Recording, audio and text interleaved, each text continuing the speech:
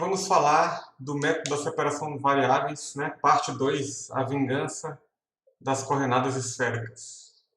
Então, a gente vai aplicar a mesma coisa que a gente aplicou nas outras aulas, mas agora mudando o sistema de coordenadas, escrever todo aquele procedimento, mas agora para coordenadas esféricas. Então, a primeira coisa que a gente tem que fazer é, qual que é a equação base? A equação de Laplace. Então, a gente tem que escrever a equação de Laplace nesse sistema de coordenadas. Em coordenadas cartesianas era derivada com relação a x, derivada com relação a y, derivada com relação a z. Aqui, então, a gente vai ter a parte radial, a parte no ângulo polar e a parte no ângulo azimutal. Então, vai ficar 1 sobre r ao quadrado, a derivada com relação a r de r ao quadrado, del v, del r.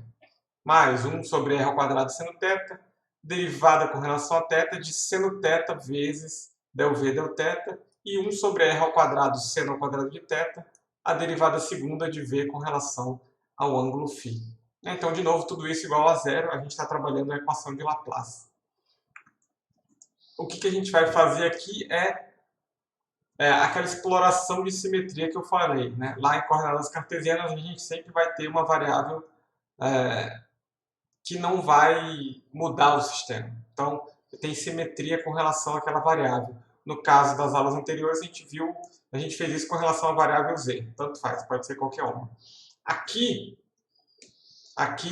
tem uma sensibilidade maior. Então, o que a gente vai trabalhar aqui são os casos em que a gente tem simetria azimutal.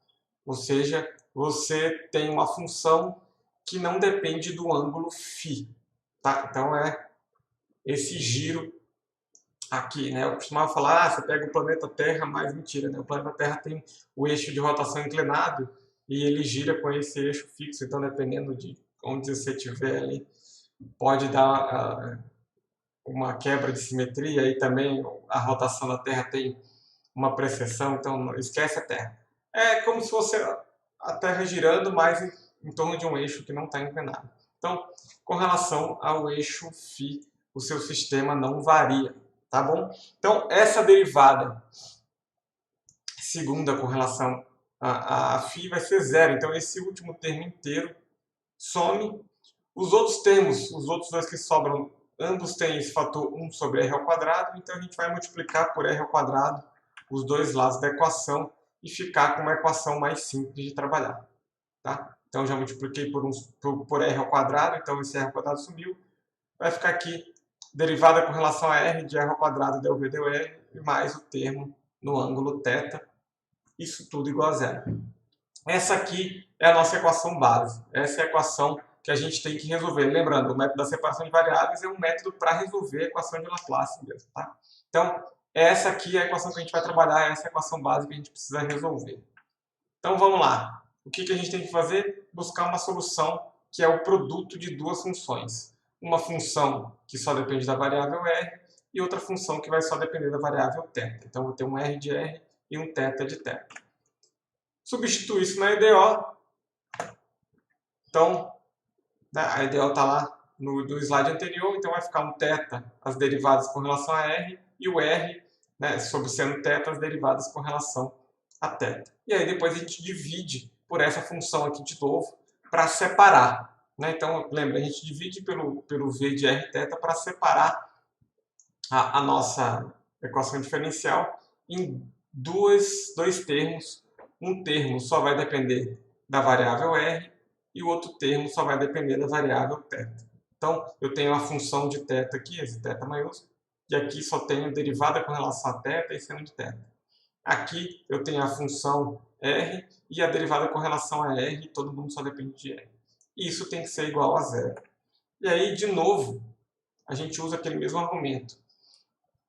Essa equação aqui só vai ser válida para qualquer rθ se as duas funções r de r e θ de θ forem, na verdade, não as funções, mas se esses dois termos aqui forem, na verdade, duas constantes. Então, de novo, o argumento que a gente usou lá atrás, eu vou ter uma função f da variável r, mais uma função g na variável θ, a soma delas duas tem que dar zero para qualquer r θ.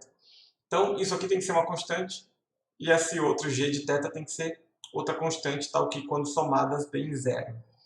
E aqui, de novo, a gente vai escolher a constante num formato específico, porque vai dar EDOs cujas soluções a gente já conhece. Tá? Então, lá em coordenadas cartesianas, a gente escolheu o k ao quadrado. Aqui, essa constante vai ter o formato L vezes L mais 1. Então, eu vou pegar a parte em R e vou falar que ela é igual a L vezes L mais 1. E a parte em θ, eu vou falar que ela é menos L vezes L mais 1. Tá? E essas duas EDOs são EDOs cuja solução a gente já conhece. A parte radial vai ter uma solução dada por essa função aqui.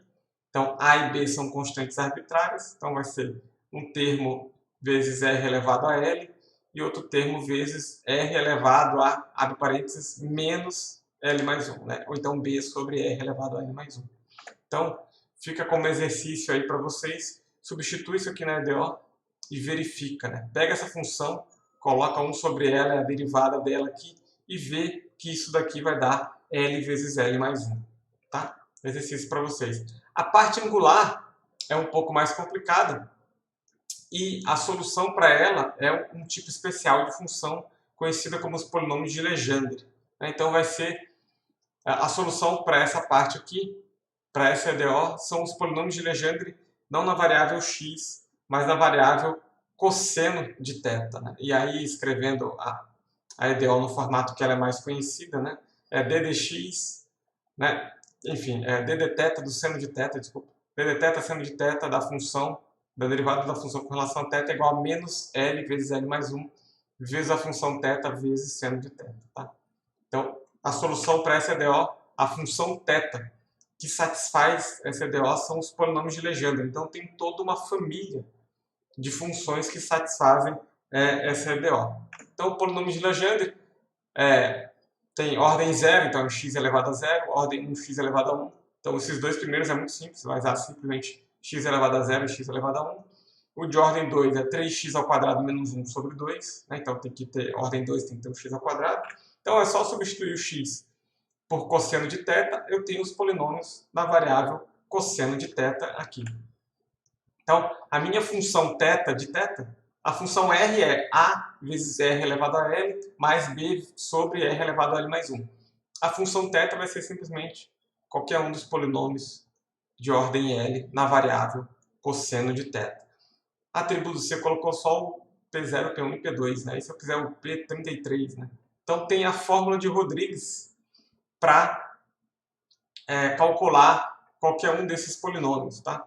Então eu tenho o polinômio de ordem L na variável x aqui para ficar mais compacto. Então é 1 sobre 2 elevado a L vezes L fatorial, derivada elésima, né? Derivada de ordem L da função x ao quadrado menos 1 elevado a L. Então, se eu colocar L igual a 0, vai dar 1. Se eu colocar L igual a 1, vai dar x. L igual a 2 vai dar isso aqui. L igual a 3 vai dar 5 vezes x ao cubo, menos, enfim. Qualquer ordem, qualquer polinômio que vocês quiserem, basta colocar nessa fórmula de Rodrigues e a gente encontra qualquer um dos polinômios. Tá? A solução, então, a solução separável para esse problema vai ficar a solução radial vezes a solução no ângulo polar, né, que é simplesmente os polinômios da ordem cosseno de θ. E aí aqui eu já posso escrever uma solução geral. Eu já tenho um índice aqui, L, né, para variar. Então eu já posso somar em cima desse índice. Então, de novo, a equação diferencial que eu estou trabalhando é linear. Então eu posso escrever uma solução geral usando combinação linear de soluções.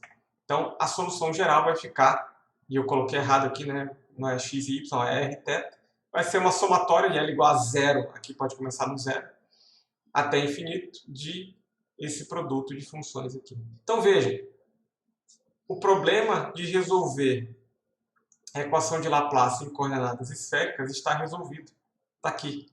Eis a solução geral. A solução geral é essa, para qualquer problema que envolve a equação de Laplace em coordenadas esféricas.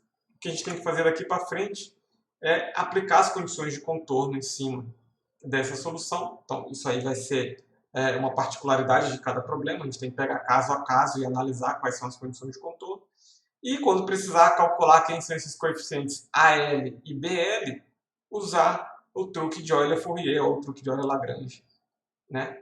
Que é aquela integral. Aqui, qual vai ser a função que forma o conjunto completo ortogonal? Vai ser os polinômios de Legendre. Então, o que a gente precisa saber só é como que é a regra do produto escalar entre as funções da família dos polinômios de Legendre. Tá? Eu já estou dizendo para vocês, elas são todas ortogonais, exceto quando eu fizer o produto de uma função, de um polinômio de ordem L com um polinômio de ordem N, ou seja, dois polinômios da mesma ordem, ou seja, quando a função é igual, esse produto escalar vai dar a norma da função, quando ele é diferente vai dar zero, porque elas são ortogonais. Mas isso a gente vai fazer na próxima aula, então, no próximo vídeo a gente vai fazer 2 exemplos usando esse método para resolver problemas em coordenadas esféricas com simetria azimutal. Então, até a próxima. Tchau, tchau.